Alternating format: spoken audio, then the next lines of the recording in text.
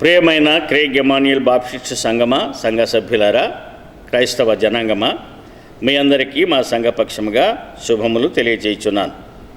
నేటి ఉదయకాలపు తెలుగు ఆరాధన కార్యక్రమంను ప్రారంభించుకుందాము. ఒక ఉత్సాహధ్వని చేయుడి, సంతోషంతో యెహోవాను సేవించుడి, ఉత్సాహగానం చేయుచు ఆయన సన్నిధికి రండి.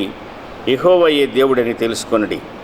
ఆయనే మనలను పుట్టించెను, మనము ఆయన వారము, మనము ఆయన ప్రజలము, ఆయన మేపు గొర్రెలము. కృతజ్ఞతార్పణలు చెల్లించుచు ఆయన గుమ్మములలో ప్రవేశించుడి, కీర్తనలు పాడుచు ఆయన ఆవరణములో ప్రవేశించుడి. ఆయనను స్తుతించుడి, ఆయన నామమును ఘనపరచుడి. యెహోవా దయాళుడు, ఆయన కృప నిత్యముండును, ఆయన సత్యము తరతరములుండును. స్తుతి కీర్తన పాడుట ద్వారా ఆరాధన ప్రారంభించుకుందాము. ఆర్గన్ అనుసరించి స్తుతి కీర్తన పాడుకుందాం. అంతే.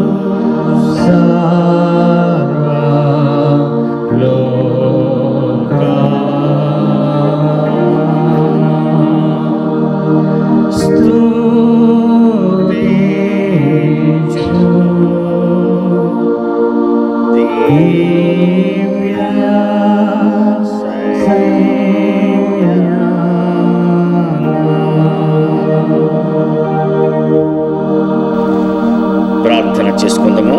అనంతరము ప్రభు నేర్పిన ప్రార్థన అందరము కలిసి చేయుదము.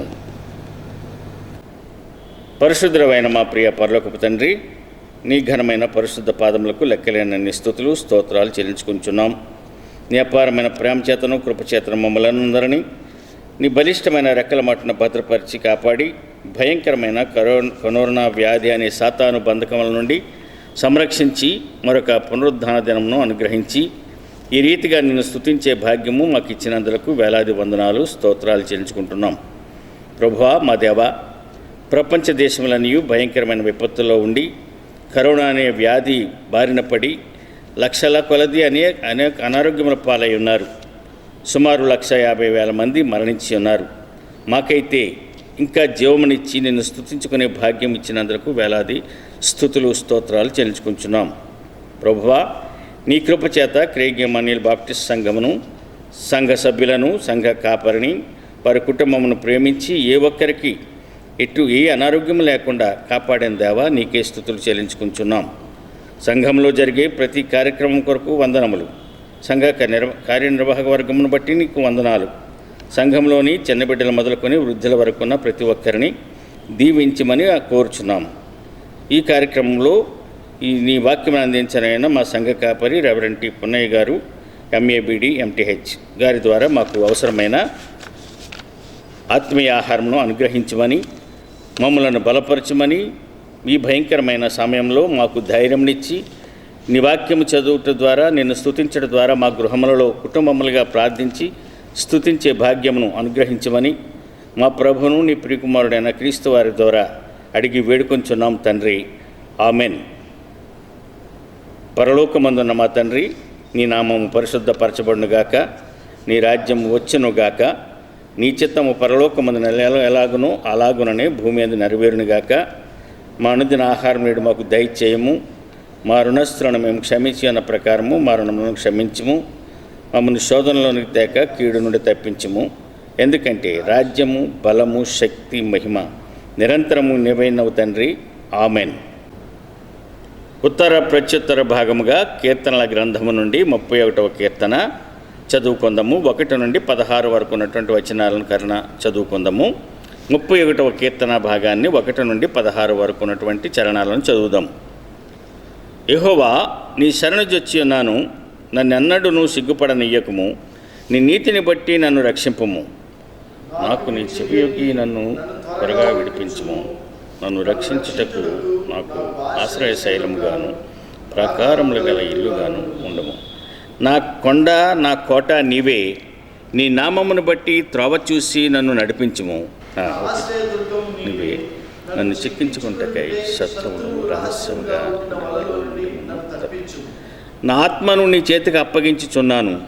యెహోవా సత్యదేవా, నన్ను విడిపించేవాడవు నీవే. నేను యెహోవాను నమ్ముకొని ఉన్నాను. వ్యర్థమైన దేవతలను అనుసరించేవారు నాకు అసహ్యులు. నీవు నా బాధను దృష్టించి ఉన్నావు. నా ప్రాణ బాధలను నీవు కనిపెట్టి ఉన్నావు. కావున నీ కృపను బట్టి నేను ఆనందభరితుడినై సంతోషించేదను. విశాల స్థలంలో నా పాదములు నిలబెట్టుతుంది. యెహోవా, నేను ఇరుకున పడి ఉన్నాను, నన్ను కరుణింపుము. విచారము వలన నా కన్ను క్షీణించుచున్నది, నా ప్రాణము నా దేహము క్షీణించుచున్నవి.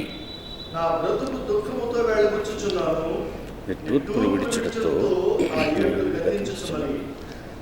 నా దోషము తగ్గిపోచున్నది, నా కన్ను క్షీణించుచున్నది. నా శత్రువులకందరికీ నేను నిందాస్పదుడనై ఉన్నాను. నా పొరుగు వారికి విచారణ కారణముగా ఉన్నాను. నా నెలవర్లకు భీకరుడనై ఉన్నాను. వీధిలో నన్ను చూచువారు నా ఎదుట నుండి పారిపోవుదురు.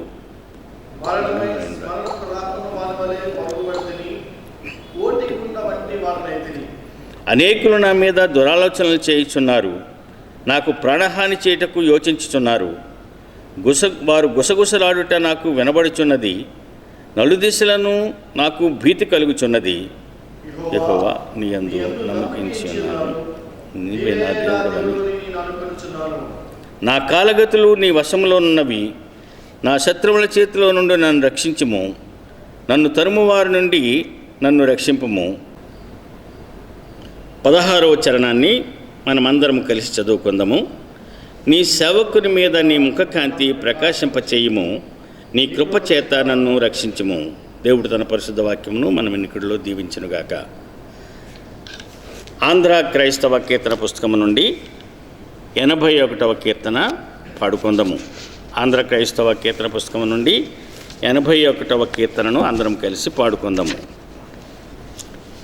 భజన చేయుచు భక్త పాలక ప్రస్తుతింతు నీ నామమును.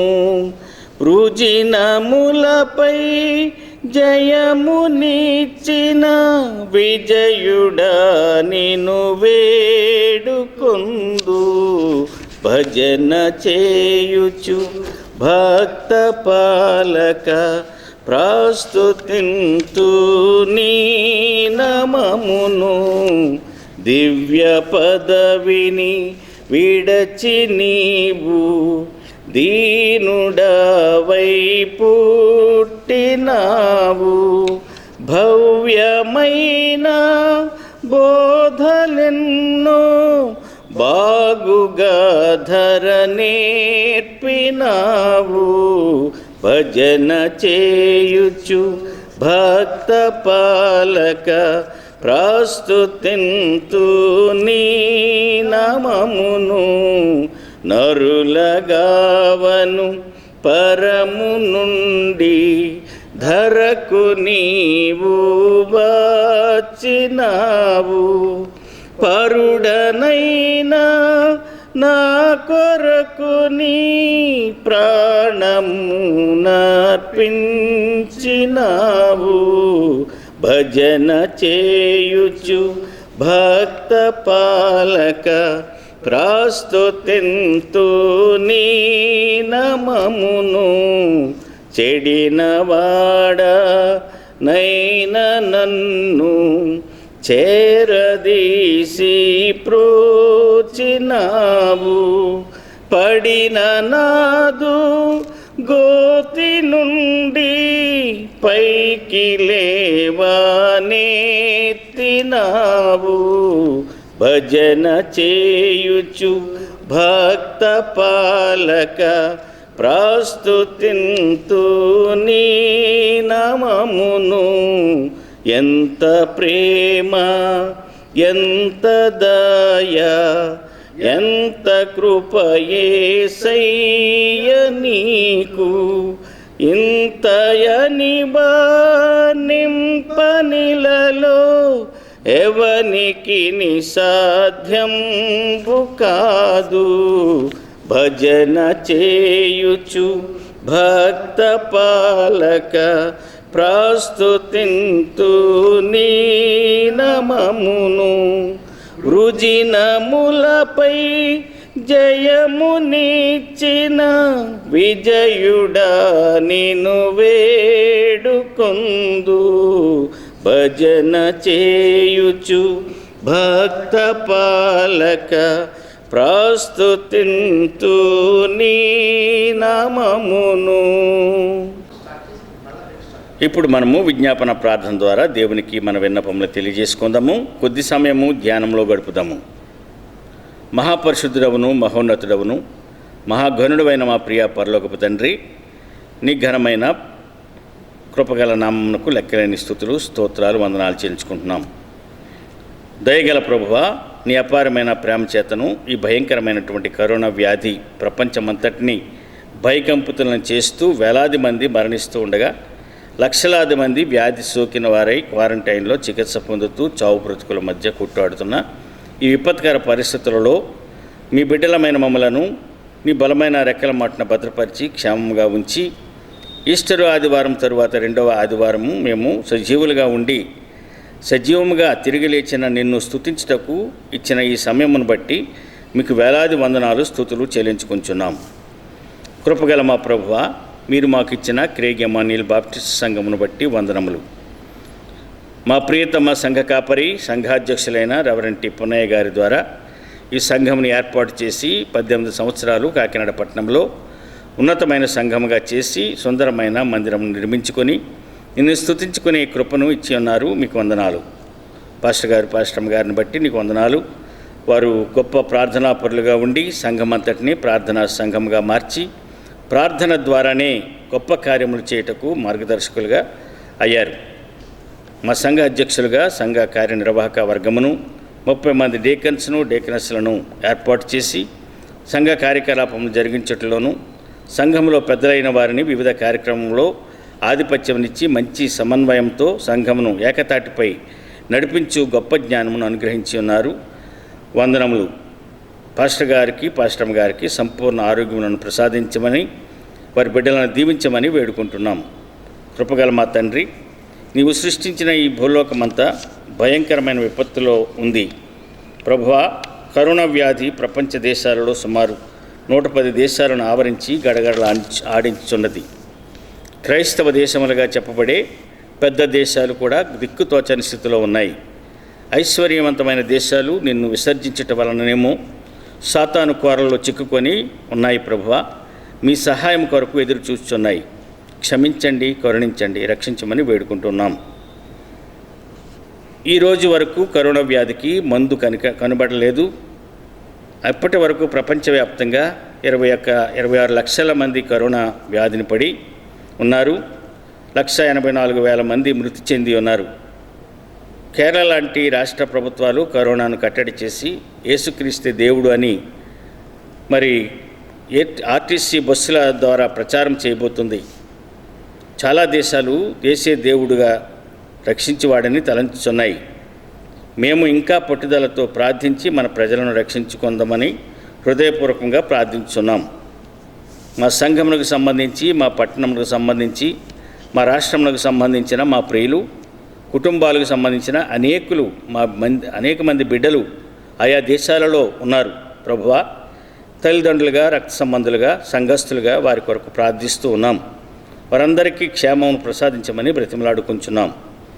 నీ భక్తుడైన తిమోతి గారు రాసినట్లుగా క్రైస్తవులైన వారు దేశమును గురించి, రాష్ట్రముల గురించి, దేశ నాయకుల గురించి, అధికారుల గురించి, వివిధ ఉద్యోగుల గురించి ప్రార్థించమని చెప్పిన రీతిని మేము ప్రార్థించుతున్నాం. మా రాష్ట్ర ముఖ్యమంత్రి గారు, రాష్ట్ర మంత్రివర్గమును కొరకు ప్రార్థించుతున్నాం. అంతేకాదు, మరి ముఖ్యంగా కరోనా వ్యాధితో బాధపడుతున్న వారికి ప్రత్యక్ష సేవలు అందించుచున్న డాక్టర్స్, నర్సెస్ మరియు పోలీసు సిబ్బంది, పారిశుద్ధ కార్మికులు, రాష్ట్రంలో పనిచేయుచున్న హెల్త్ వర్కర్సు, అంగన్వాడీసు, వాలంటీర్స్ కొరకు ప్రార్థించుతున్నాం. ఈ భయంకరమైన వ్యాధిగ్రస్తులను కాపాడట కొరకు వారి కుటుంబములను, వారి బిడ్డలను వదిలి దేశం కోసం వారు చేయుచున్న పరిచర్యలను బహుగా దీవించమని వేడుకొంచున్నాం. ఈ సమయంలో మా సంఘ కార్యక్రమాలను జ్ఞాపకం చేసుకుంటున్నాము. సంఘ సెక్రటరీ గారిని, జాయింట్ సెక్రటరీ గారిని, ట్రెజరర్ గారిని, ఎడిఫిస్ ట్రెజరర్ను, అలాగే సండే స్కూలు సూపరింటెండెంట్ గారిని, సండే స్కూల్ టీచర్స్ను, సండే స్కూల్ బిడ్డలను జ్ఞాపకం చేసుకుంటున్నాం. దీవించండి, ఆశీర్వదించండి. యూత్ కార్యక్రమాలని యూత్ లీడర్స్గా ఉండి నడిపిస్తున్న వారిని, యూత్ బిడ్డలను మీరు బహుగా దీవించమని వేడుకుంటున్నాం. ఇంగ్లీష్ ఆరాధన ప్రతి ఆదివారము సాయంత్రం 6 గంటలకు జరిగేటటువంటి ఇంగ్లీష్ ఆరాధనను బట్టి వందనాలు. క్వైర్ డైరెక్షన్ బట్టి నీకు వందనాలు. క్వైర్లో పాల్గొంటున్నటువంటి బిడ్డలను బట్టి నీకు వందనాలు, స్తోత్రాలు చెల్లించుకుంటున్నాము. మంగళవారము స్త్రీల కుటీర ప్రార్థన, పురుషుల బైబిల్ స్టడీ కార్యక్రమాలను జ్ఞాపకం చేసుకుంటూ ఉన్నాం. ప్రతి గురువారము సాయంకాలము ప్రార్థనా కూడికను బట్టి నీకు వందనాలు, స్తోత్రాలు. శుక్రవారం జరిగే స్త్రీల ఉపవాస కూడికలను బట్టి జ్ఞాపకం చేసుకుంటున్నాం. స్త్రీల సమాజపు అధ్యక్షులుగా ఉన్న పాస్టమ్ గారు, శ్రీమతి గ్రేస్ పున్నయ్యమ్మ గారిని బట్టి, స్త్రీల కార్యనిర్వాహక వర్గమును బట్టి జ్ఞాపకం చేసుకుంటున్నాం.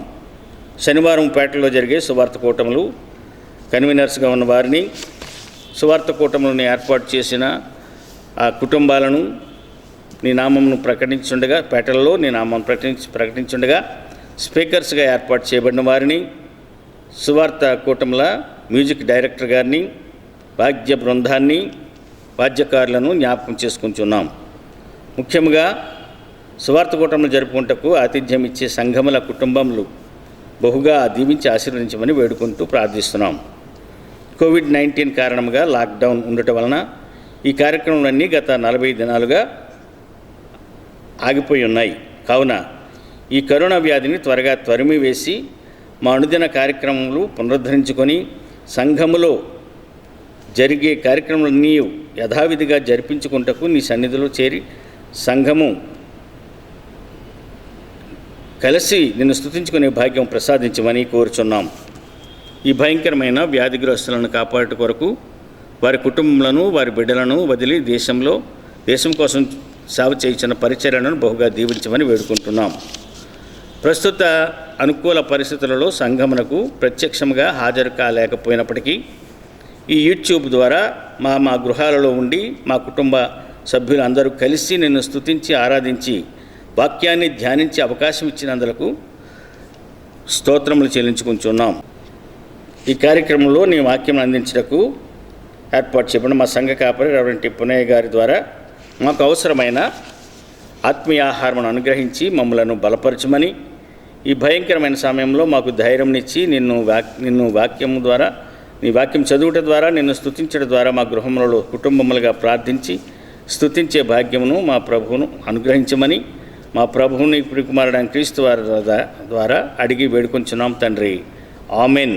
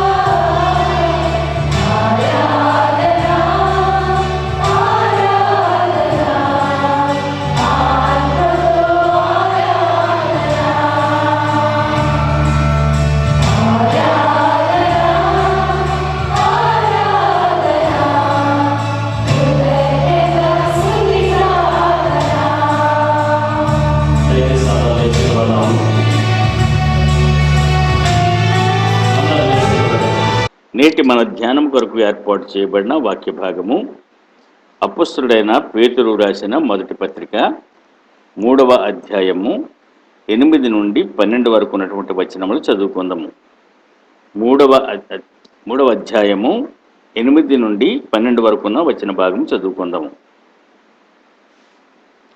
తుదకు మీరందరూ ఏకమనస్కులై ఒకరి సుఖదుఖముల యందు ఒకరు పాలుపడి సహోదర ప్రేమ గల వారును కరుణాచిత్తులను వినయ మనస్కులనై యుండుడి. ఆశీర్వాదమునకు వారసులవుటకు మీరు పిలువబడితిరి గనుక కీడుకు ప్రతి కీడైనను దూషణకు ప్రతి దూషణ అయినను చేయక దీవించుడి.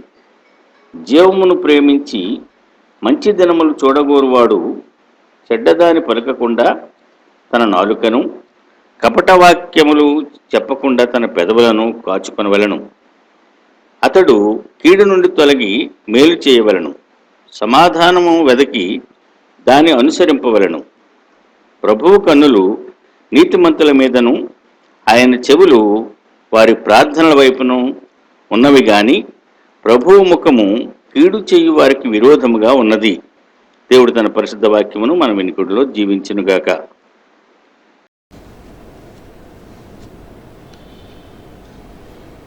ఈ సమయంలో మన సంఘ కాపరి రెవరెండ్ టి. పొన్నయ్య గారి ద్వారా వాక్య సందేశాన్ని విందాము.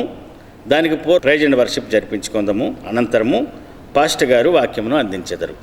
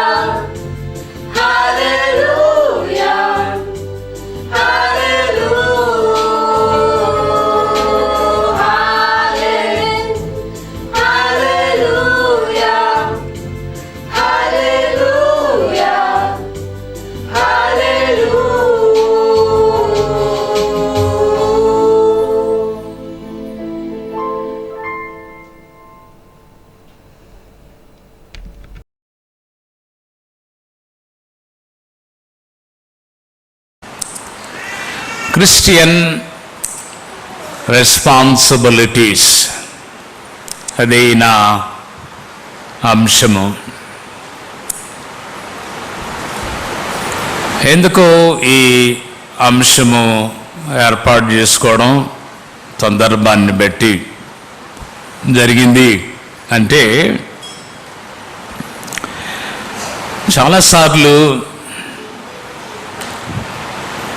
క్రిస్టియన్ బిలీవర్స్, క్రైస్తవ విశ్వాసులు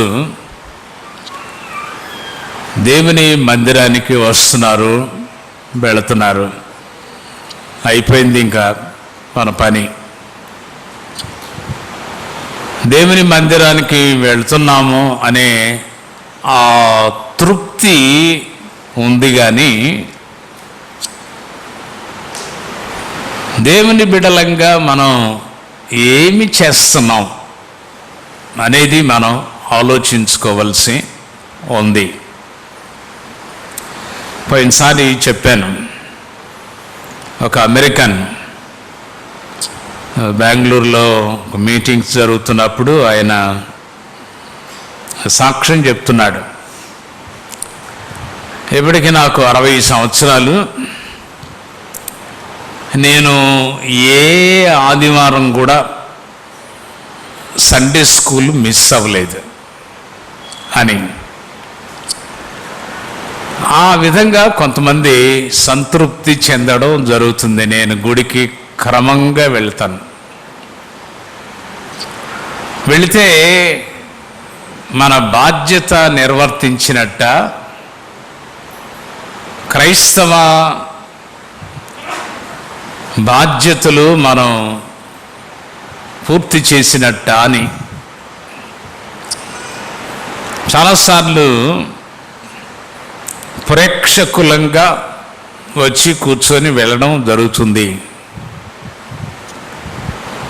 అన్నీ అమర్చి ఉంచితే వచ్చి కూర్చొని వాక్యం విని వెళ్ళిపోవడం అంతే. అది సరిపోదు అనే విషయము జ్ఞాపకం చేస్తున్నాను. We have very many responsibilities as Christians. క్రైస్తవులంగా మనకి చాలా బాధ్యతలు ఉన్నాయి. ఓన్లీ రెస్పాన్సిబుల్ పీపుల్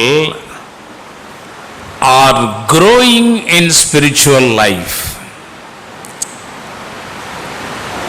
బాధ్యత కలిగిన వారే ఆధ్యాత్మికంగా ఎదుగుతున్నవారు. Only responsible people are growing in spiritual life.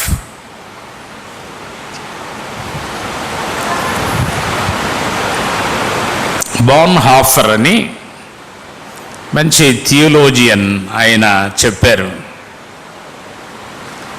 Christian action is not a thought.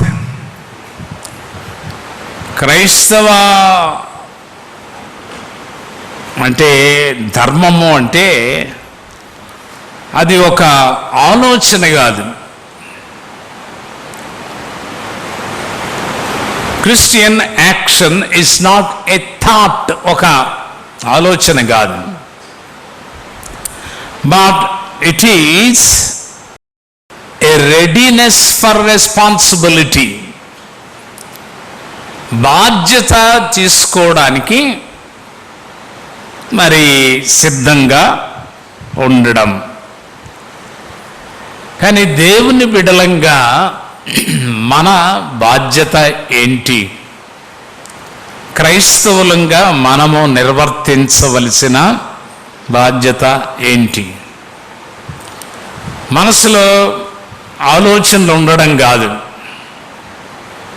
మరి కలలు కన్నవారు కర్తవ్యాన్ని చెయ్యాల. అలాగా మనసులో చాలా ఉంటుంది, ఇది చేయాలా, అది చేయాలా, అది చేయాలి, ఇది చేయాలా.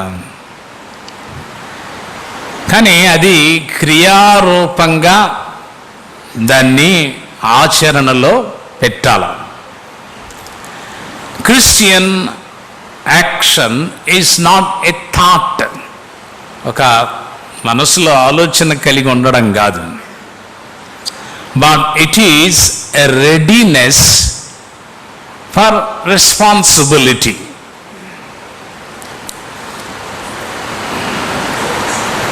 అది ఇంకొక క్రిస్టియన్ లీడర్ చెప్పారు, today's church wants to be away from responsibility.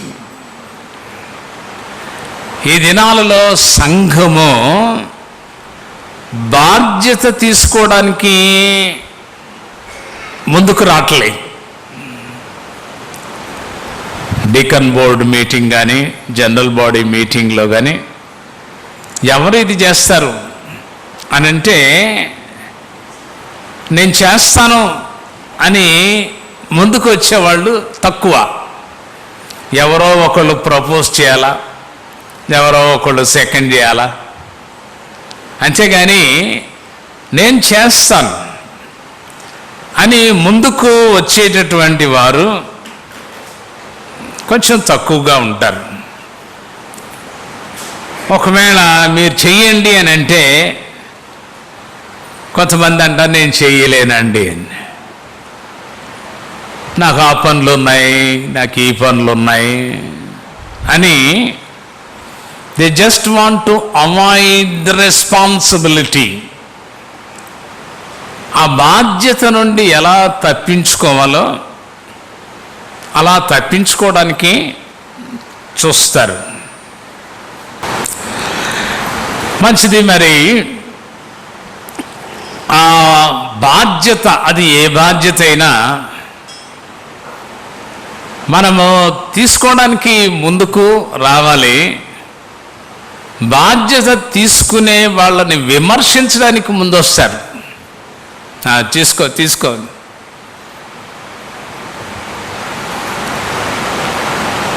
విమర్శించడం. ఒక ఆయన అంటారు, ఎనీ ఫూల్ కెన్ క్రిటిసైజ్. బుద్ధి లేనివాడు కూడా విమర్శిస్తాడు, ఏ బుద్ధి లేనివాడు కూడా విమర్శించాడు. కానీ పని చేసే సమయానికి వస్తే అది తెలుస్తుంది. Any fool can criticise, but as a Christian you have many more responsibilities to discharge. చాలా బాధ్యతలు మనం తీసుకోవాలి. But the church wants to be away from responsibility. బాధ్యతకు దూరంగా ఉండాలని సంఘము చూస్తుంది. సరే, ఇంకొక దైవజనుడు చెప్పిన మాట, Christian responsibility is not just sharing the gospel. సువార్త చెప్పడం కాదు. క్రైస్తవ బాధ్యత అంటే నువ్వు సువార్త ప్రకటిస్తున్నావా అంటే అదే కాదు. Christian responsibility is not just sharing the gospel. అది ఒక ప్రాముఖ్యమైన బాధ్యతే, కానీ అదే కాదు. But maintaining good relationship with other family members and Christians. క్రైస్తవ బాధ్యత అంటే కుటుంబ సభ్యులతో సరి అయిన సఖ్యత, సరి అయిన బాధ్యత, అలాగే విశ్వాసుల ఎడల సరి అయిన బాధ్యత మరి మనము కలిగి ఉండాలి. ఒక్కోసారి నేను సిగ్గుపడతాను. మా బంధువుల పేర్లు, చాలామంది పేర్లు నాకు తెలియవు. అంటే అది నాకు సిగ్గు. నేను తెలుసుకోవాలా, వాళ్ళ కోసం ప్రార్థన చేయాలా, అవకాశం కలిగినప్పుడు కౌన్సిలింగ్ చేయాలా. I have lot of responsibility towards my family members. Not only me but everybody, every Christian has responsibility towards their family members. మీ కుటుంబ సభ్యుల పేర్లు గుర్తున్నాయా? గుర్తు లేకపోతే గుర్తు తెచ్చుకోండి, రాసుకోండి, వాళ్ళ కోసం ప్రార్థన చేయండి.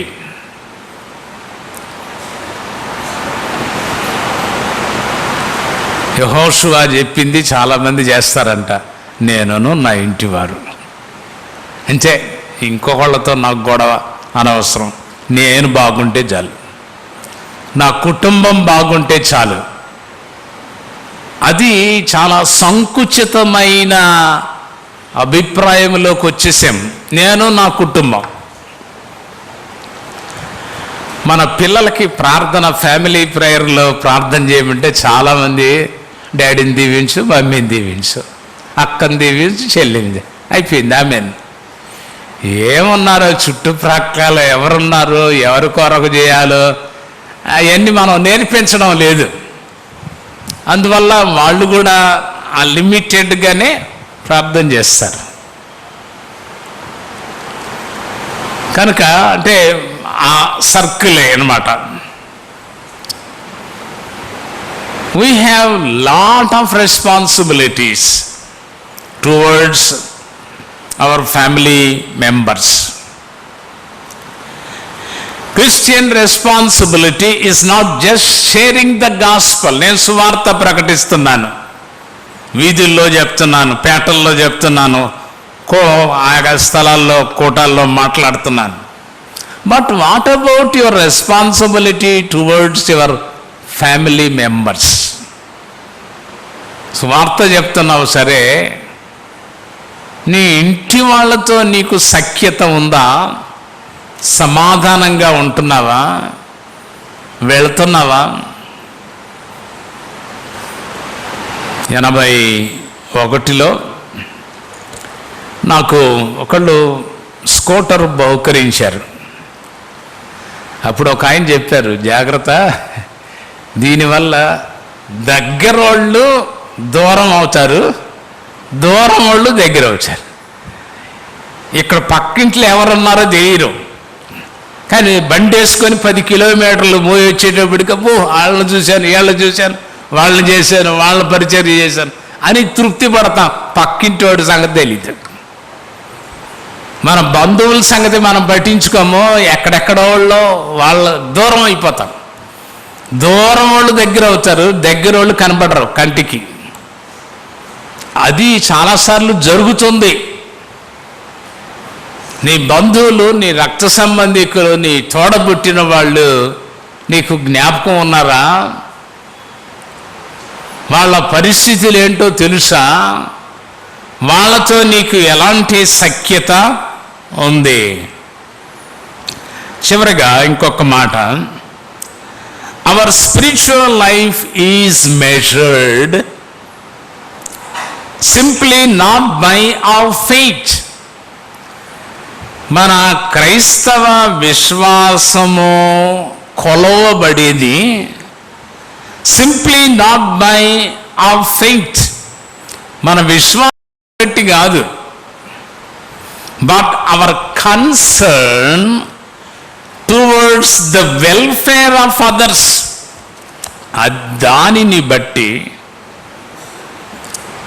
నీ యొక్క ఆధ్యాత్మిక స్థితి కొలవబడుతుంది. దేవుని కృపచేత మనలో చాలామంది ఉన్నతమైన పదవులు చేస్తున్నారు, దేవుడిచ్చిన అవకాశం.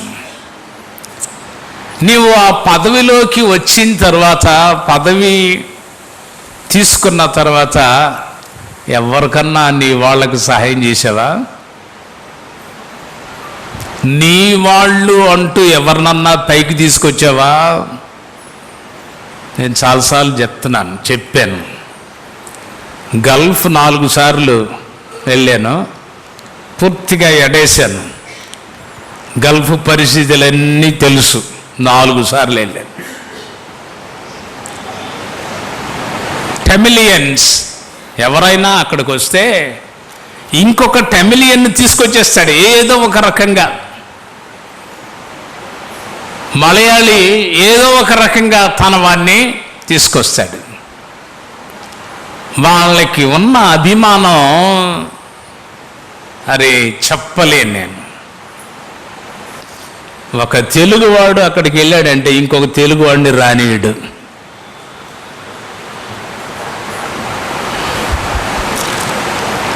ప్రియులారా, నీ ప్రజల మీద, నీ బంధువుల మీద, నీ రక్త సంబంధికుల మీద అంత అక్కరుందా? కనుక నువ్వు ఒక స్థాయిలోకి వస్తే ఆ స్థాయిలోకి వాళ్ళని తీసుకురావడానికి ప్రయత్నం చేయాలా. చాలాసార్లు మన వాళ్ళు స్వార్థపరులు అవుతారు.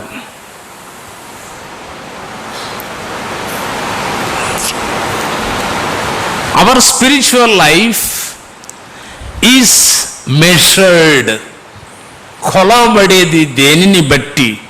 Simply not by our faith. గుడికి వెళ్తున్నాం, వస్తున్నాం, రెగ్యులర్ అటెండెన్స్ ఉంది, కానుకలు క్రమంగా ఇస్తున్నాం. That is not measured. అది కొలవబడ్డం కాదు. But our concern towards the welfare of others.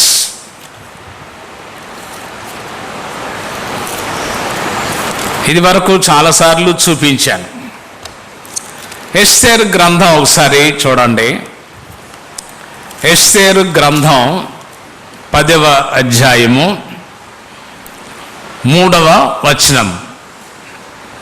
Esther 10:3. యూదుడైన Mordecai రాజైన అహష్వేరోషునకు ప్రధాన మంత్రిగా ఉండి తన వారందరితో ఏముంది? సమాధానముగా మాట్లాడచ్చు. పదవిలోకి వచ్చేటప్పటికి మన మాట తీరే మారిపోద్ది. గర్వపు మాటలు, అతిశయముతో కూడిన మాటలు. తన వారందరితో సమాధానముగా మాట్లాడచ్చు. తన జనుల యొక్క క్షేమమును విచారించువాడును, యూదులలో గొప్పవాడునై తన దేశస్థులలో చాలా మందికి ఇష్టుడుగా ఉండెను. ఒక అధికారంలోకి వచ్చినప్పుడు నా ప్రజలు, నా జనులు, నా వారు అనే అభిమానం మనకుండాల.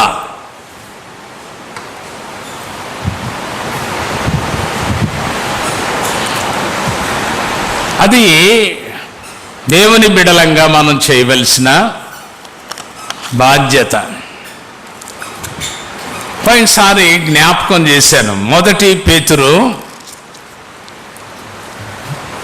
3వ అధ్యాయము 8, 9 వచనాలు.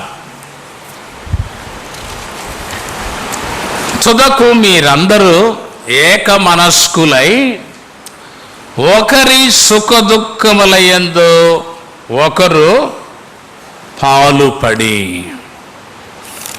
మొదటి విషయం చెప్పాను, షేర్ ఇన్ అదర్స్ ఫీలింగ్స్.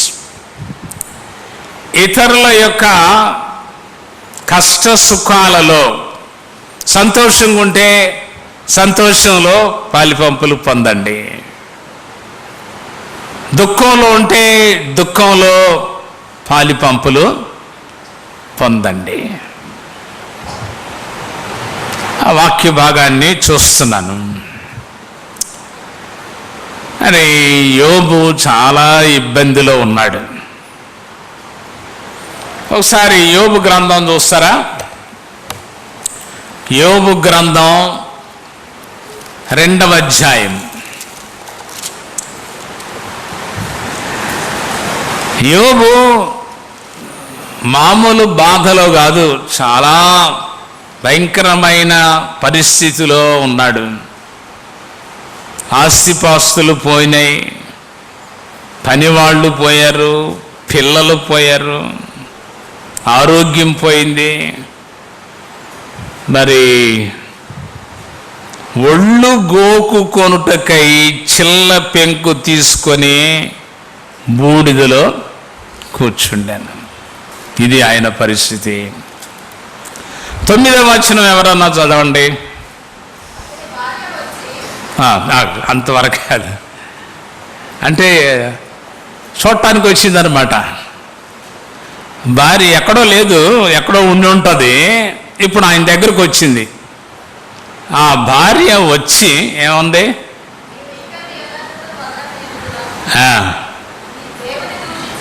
అది ఆమె ఆయన కష్టములో ఇస్తున్న ఆదరణ, చావు అంటుంది. అది చదువుతున్నప్పుడు నాకు దూరంగా ఎక్కడో ఉండకూడదా, వచ్చింది. వస్తే మరి భర్త ఎక్స్పెక్ట్ చేస్తాడు కదా, చేయబెట్టి ధైర్యపరిచి మాట్లాడి ఆదరించి, నీకేమవుతలే, బాగవుతావు, ఏదో ఒకటి మంచి మాటలు చెప్పాలా. వచ్చిన మనిషి ఇలాగా ఆయనను అనడం ఎంతవరకు బాగుంది? యోబు బాగలేదు పరిస్థితి. ఆయన స్నేహితులు వచ్చారు తర్వాత. ఆ స్నేహితులు మంచి ఉద్దేశంతోనే వచ్చారు. చూడండి 2వ అధ్యాయము 11వ వచనంలో, తేమానీయుడైన ఎలీఫజు, షూహీయుడైన బిల్దదు, నయమాతీయుడైన జోఫరు అను యోబు ముగ్గురు స్నేహితులు అతనికి సంభవించిన ఆపదలన్నిటిని గూర్చి వినిన వారై అతనితో కలిసి దుఃఖించుటకు, అతన్ని ఓదార్చుటకు పోవాలనని ఆలోచించుకొని తమ తమ స్థలములను విడిచి వచ్చిరి. బాగుంది అంతవరకు. కానీ వచ్చిన వాళ్ళు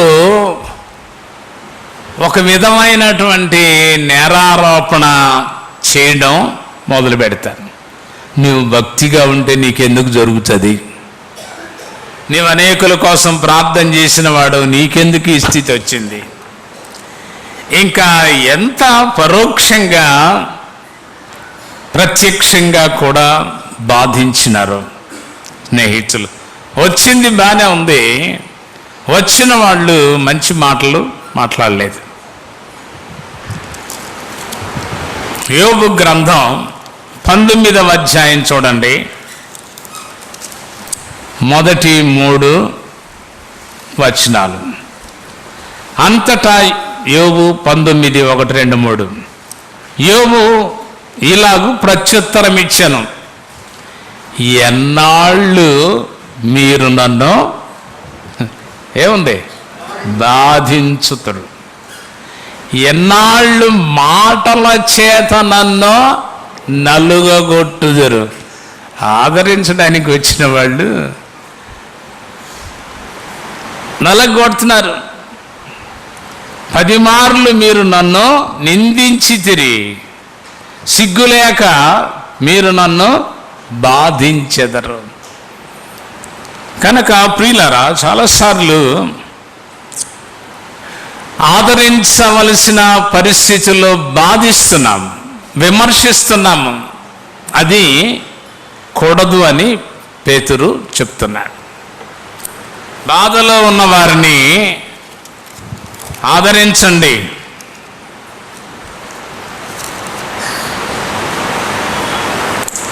ఒక ఆయన చాలా చక్కని మాట చెప్పాడు.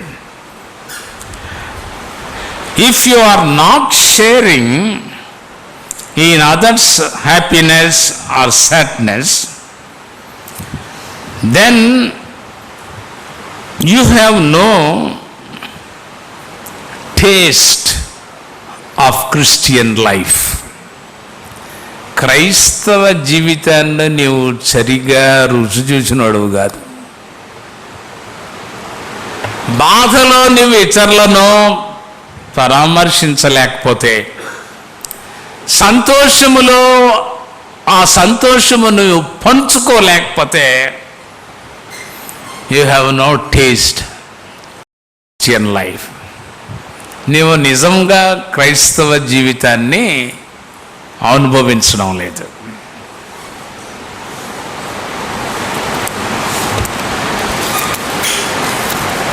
దేవుడు రూతుకి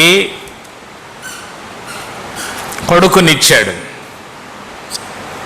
నయోమి చాలా సంతోషపడతా ఉంది. అప్పుడు ఇరుగు పొరుగు వాళ్ళు ఆమెను పరామర్శించడానికి వచ్చారు. రూతు గ్రంథం ఒకసారి చూడండి. రూతు గ్రంథం 4వ అధ్యాయము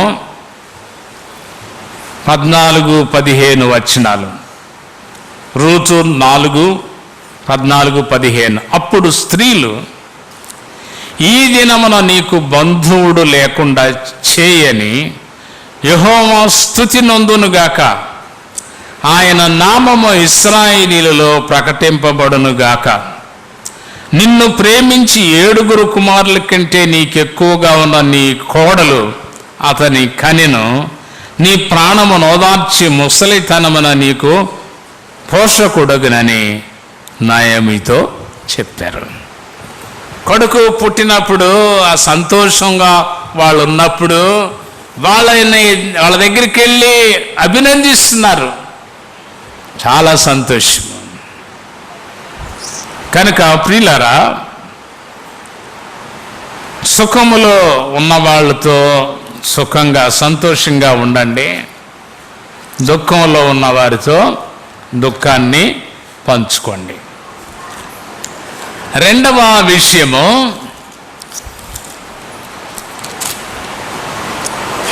సహోదర ప్రేమ గలవారై,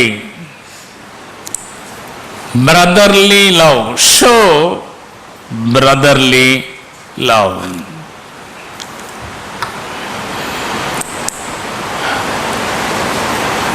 దేవుణ్ణి అందరూ ప్రేమిస్తారు, ఎందుకంటే ఆయన ఎవరికి కీడు చేస్తాడు కాబట్టి.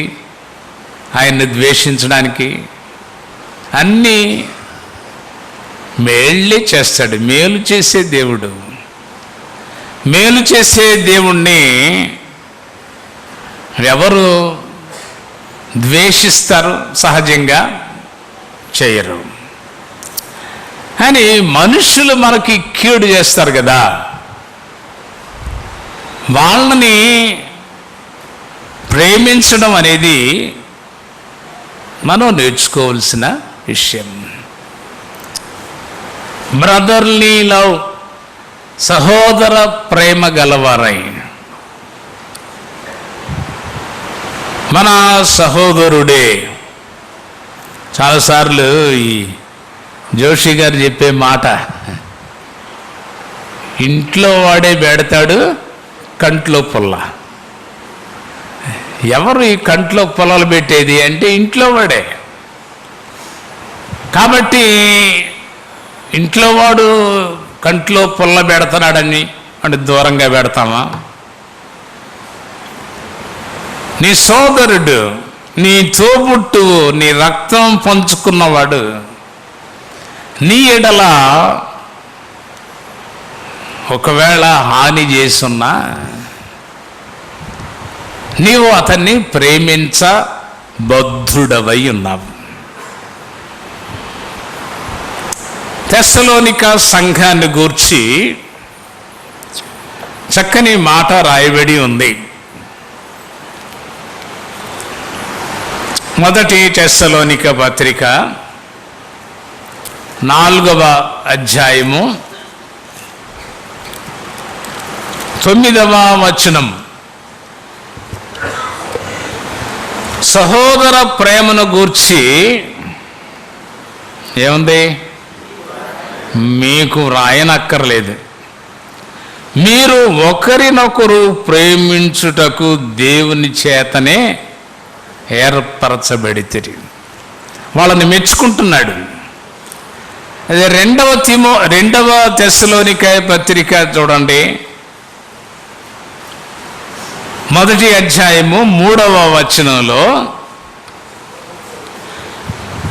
మీ అందరిలో ప్రతివాడును ఎదుటవాని ఎడల చూపు ప్రేమ విస్తరించుచున్నది. దేవుని ప్రేమించడం కాదు, మీరు ఎదుటవాని ఎడల చూపు ప్రేమ విస్తరిస్తుంది.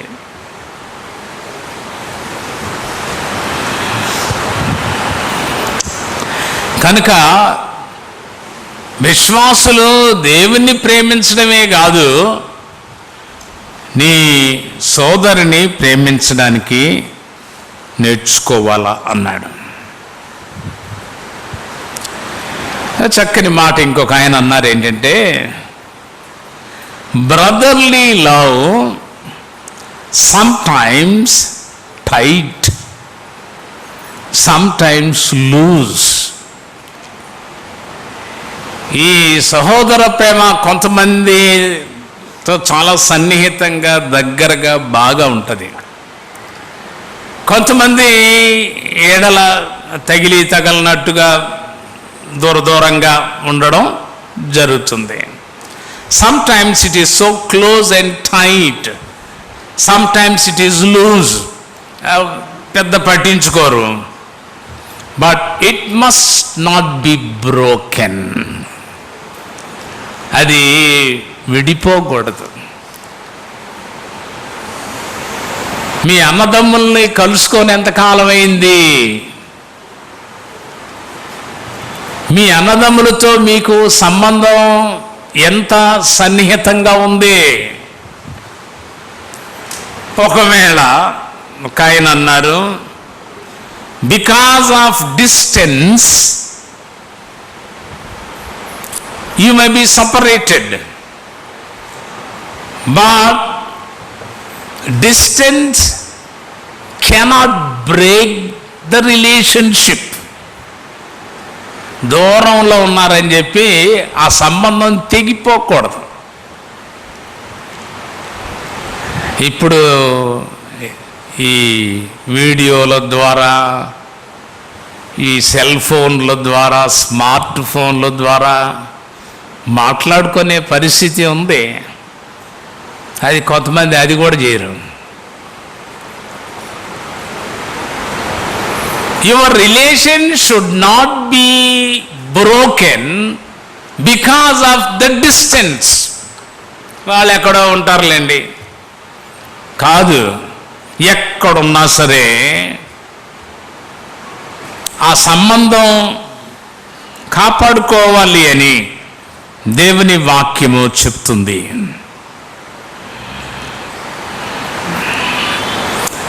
ఈ సహోదర ప్రేమను గురించి ఒకళ్ళు అన్నారు, brother should love like a father.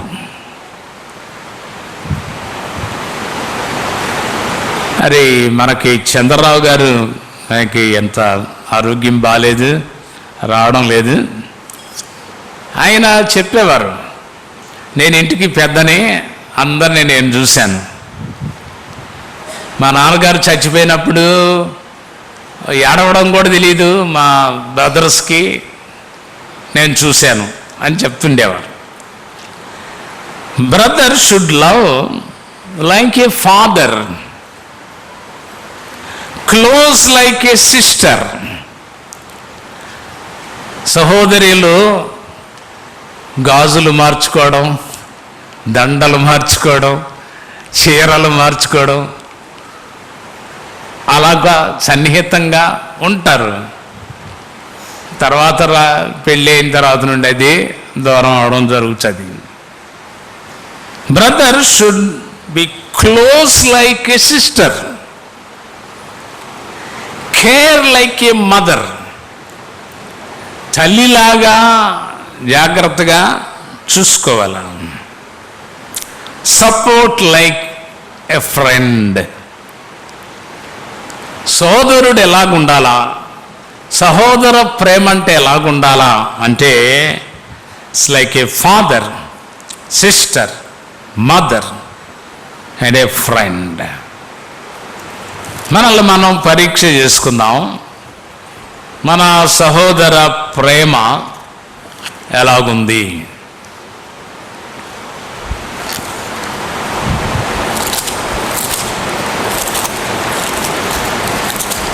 మూడవ విషయము కరుణా చిత్తులై.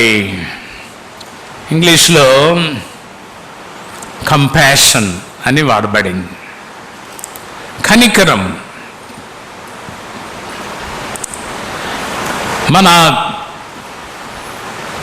స్నేహితుల ఎడల, విశ్వాసుల ఎడల, సంఘస్థుల ఎడల ఆ కనికరము కావాలి. నిన్న స్వార్థ కూటంలో నేను చెప్పాను, కుమారుడు తిరిగి వస్తే పనికి మాలినోడా, అంత పాడు చేసి మళ్ళీ వచ్చావా అని అనలేదు. కనికరపడి ముందు పెట్టుకొని తనకి కావలసినవన్నీ ఇచ్చాడు. ఎందుకు ఇలా చేశాడంటే కారణం బికాజ్ ఆఫ్ కంపాషన్. కంపాషన్ అంటే ఒక ఆయన అన్నారు, compassion is understanding the troubles of others with an urgent desire to help. కనికరం అంటే ఏంటంటే కొన్నిసార్లు సింపతి కాదు, దీన్ని ఒక జాలిగా మాట్లాడడం కాదు. Compassion is understanding the troubles of others. బాధలో ఉన్న వాణిని సరిగ్గా అర్థం చేసుకొని అతనికి సహాయము చెయ్యాలనే మనస్సు, ఆతృత కలిగి ఉండడం. ఒకరి ఎడల ఒకరు కనికరము కలిగి ఉండాలి అని జ్ఞాపకం చేశాడు. Love and compassion are necessities, not luxuries. Without them humanity cannot survive. కనికరము లేకుండా మానవ జాతి మనుగడ చాలా కష్టము. నాలుగవ విషయము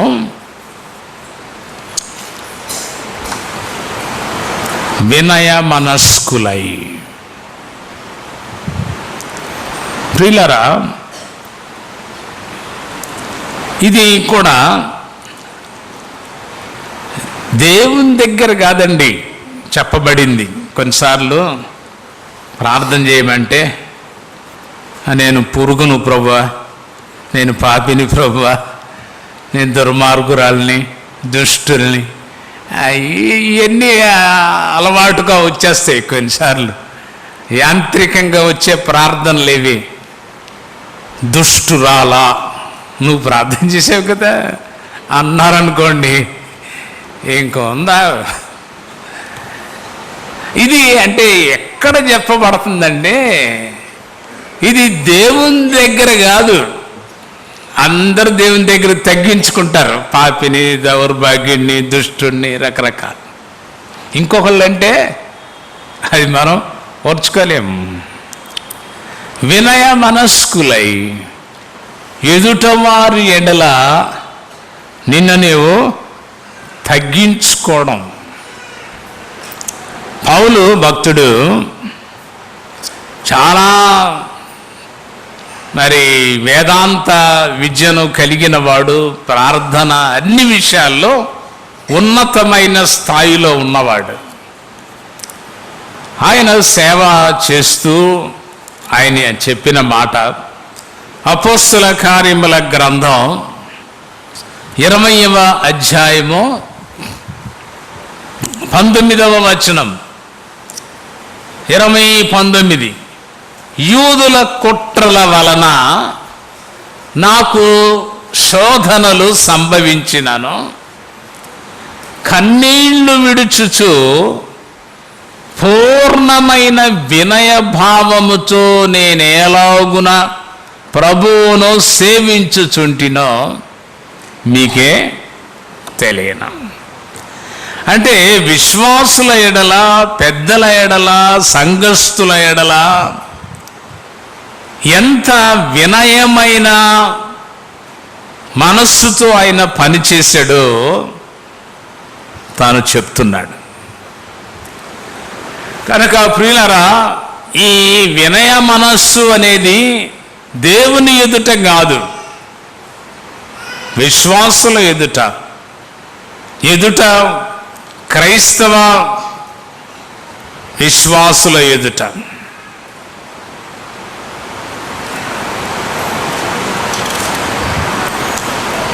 ఆయన అన్నారు, others love and their praise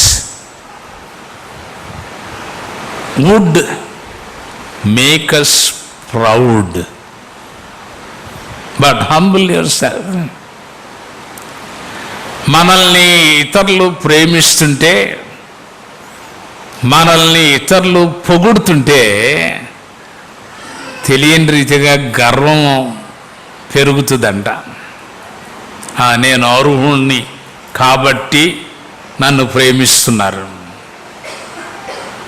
నేను మంచివాణ్ణి కాబట్టి నన్ను పొగుడుతున్నారు. ఇది కొన్నిసార్లు గర్వానికి నడిపిస్తుంది. But humble yourself. ప్రభు శిష్యులతో చెప్పాడు, మీరు సమస్తము చేసిన తర్వాత నిష్ప్రయోజకులమైన దాసులమని చెప్పండి. మీరు శిష్యులు కావచ్చు, మీకు దేవునితో లేక ప్రభుతో సన్నిహితమైన సంబంధం కలిగి ఉండొచ్చు, కానీ మీరు బాగా అన్ని చేసిన తర్వాత we are unworthy servants అని చెప్పండి. అది తగ్గించుకోవడం.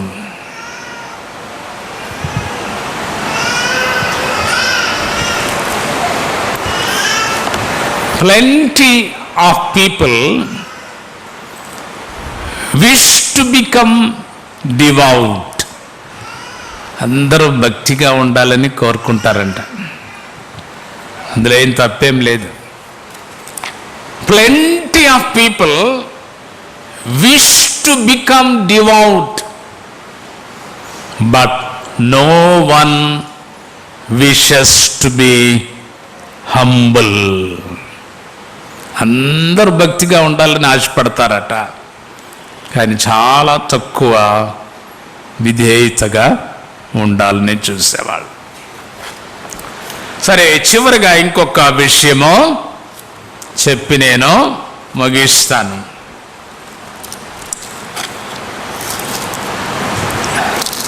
తొమ్మిదవ వచనములో చివరి మాట, ఆశీర్వాదమునకు వారసులగుటకు మీరు పిలువబడితిరి గనుక కీడుకు ప్రతి కీడైనను దూషణకు ప్రతి దూషణ అయినను చేయక దీవించుడి.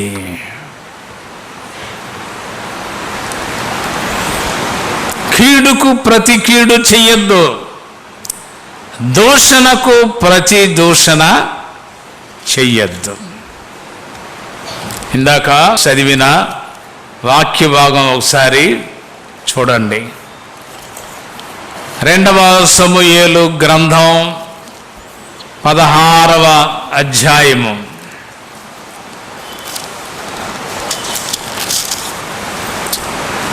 షిమీ అనే అతను మాట్లాడిన మాటలు.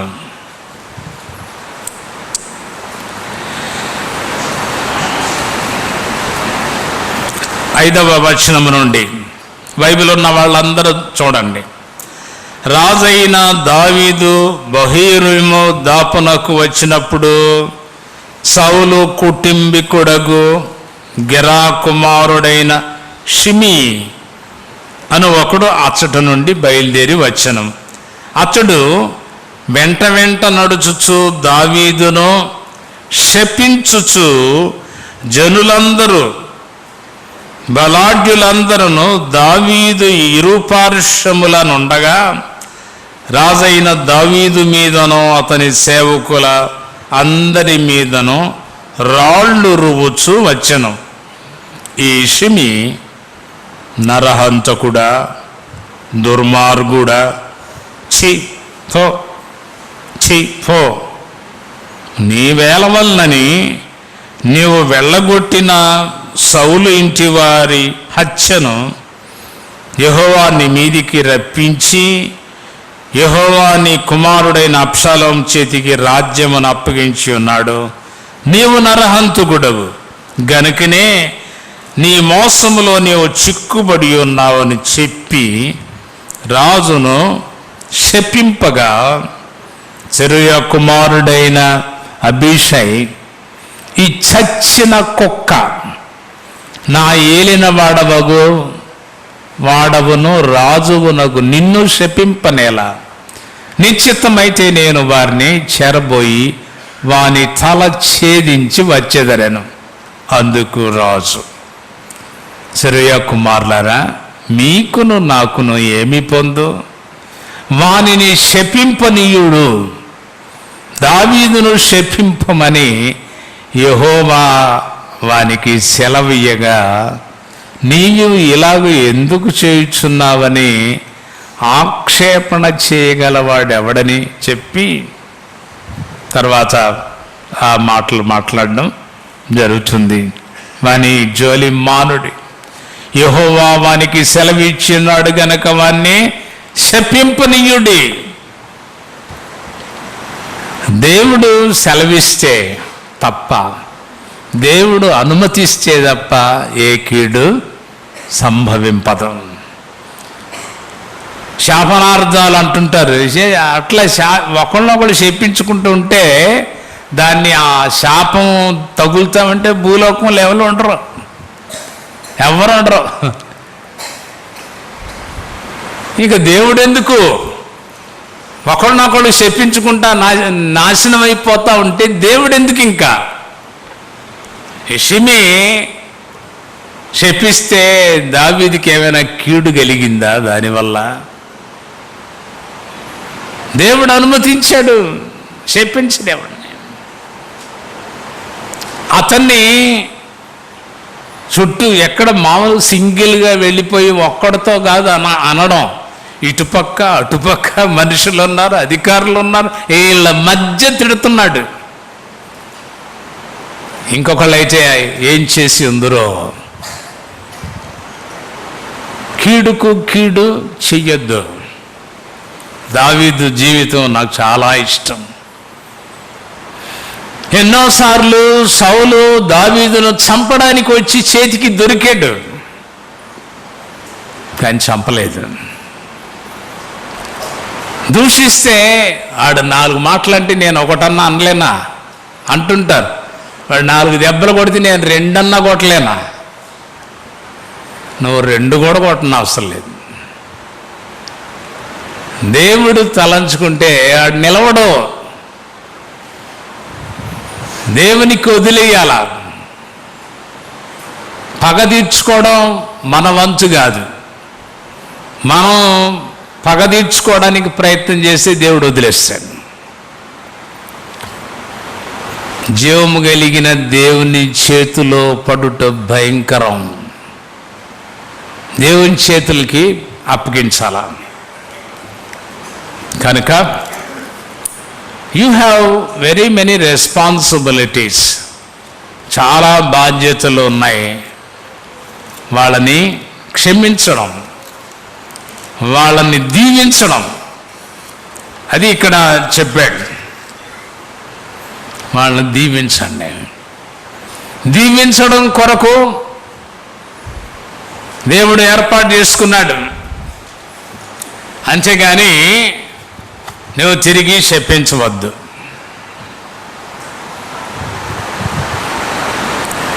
ఒక్క ఆయన చెప్పిన మాట చివరిగా చెప్పి ముగిస్తాను. ఆశీర్వాదము అంటే ఏంటి అంటే తల నిండా జ్ఞానము ఉండుట కాదు. తల నిండా జ్ఞానము కలిగి ఉండుట కాదు.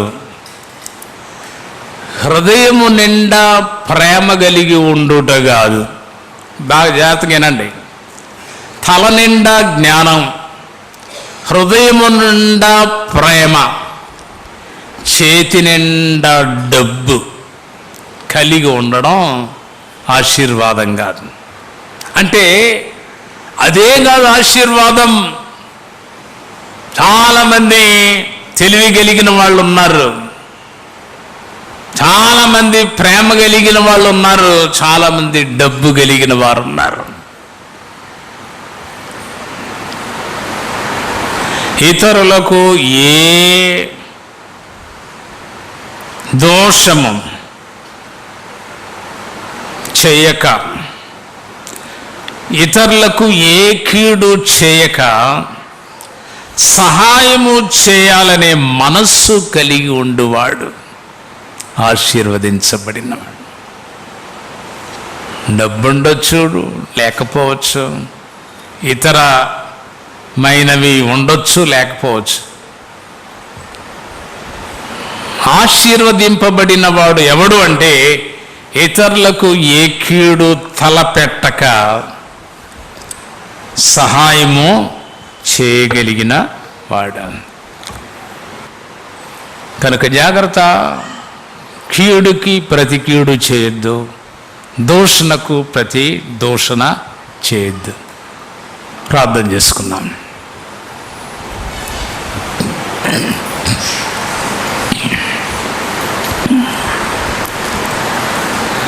మనల్ని మనం పరీక్ష చేసుకుందాము.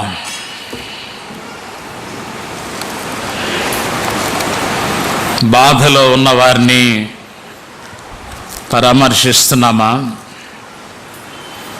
సంతోషంలో ఉన్న వారిని కలుసుకొని సంతోషాన్ని పంచుకుంటున్నామా? సహోదర ప్రేమ కనుపరుస్తున్నామా? కనికరం ఉందా?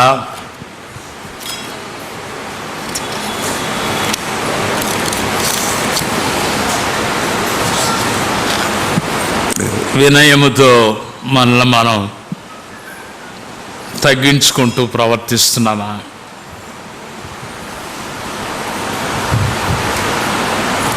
కీడుకు ప్రతి కీడు చేయకుండా, దూషణకు ప్రతి దూషణ చేయకుండా,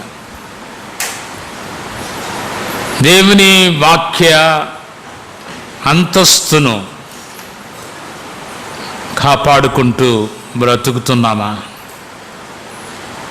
పరీక్ష చేసుకుందాము. ప్రేమ కలిగిన పరిశుద్ధ తండ్రి, దేవుని బిడలంగా మాకు చాలా బాధ్యతలు అప్పగించారు. వాటిని మేము నమ్రతతో మీకు భయపడి నిర్వర్తించడానికి సహాయము చేయము. చెప్పబడిన మాటలను ఆశీర్వదించమని యేసు నామముననే ప్రార్థన చేయుచున్నాం తండ్రి. ఆమేన్. ఇప్పుడు మన పరమ తండ్రి అయిన దేవుని ప్రేమ, మన ప్రభువును రక్షకుడును మన కొరకు ఈ భూలోకానికి వచ్చి ప్రాణము పెట్టిన క్రీస్తు ప్రభు యొక్క కృప, పరిశుద్ధాత్ముని ఆదరణ, సమాధానము, సన్నిధి, తోడు మనందరికీ సదాకాలము తోడయుండునుగాక. ఆమెన్.